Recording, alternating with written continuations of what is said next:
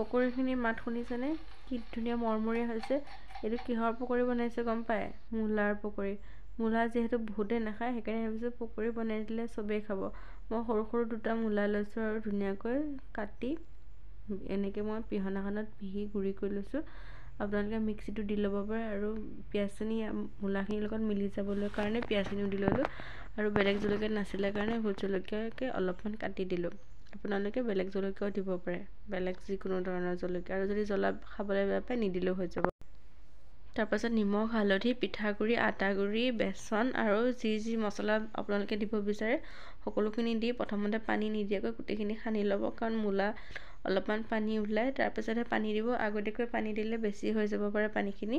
ধুনীয়াকৈ এটা কোমল ডো বনাই লৈ পেলাই ধুনীয়াকৈ অলপ অলপকৈ ছিগি এনেকৈ গৰম তেলত দি দিব, ফ্ৰাই কৰিব। বহুত সোনকালে হৈ যাব আৰু পূৰা চাটনি নহ'লে আপোনালোকে গাখীৰ চাহ বা লাল চাহৰ লগত সন্ধিয়া সময়ত এই মূলাৰ পকৰীটো ৰেচিপিটো এবাৰ ট্ৰাই কৰি চাব।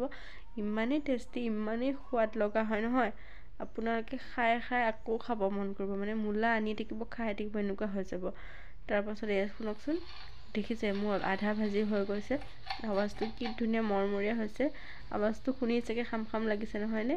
আৰু বাকী টকাখিনিও মই এনেকৈ ভাজি লৈছোঁ। এবাৰ ট্ৰাই কৰি চাব।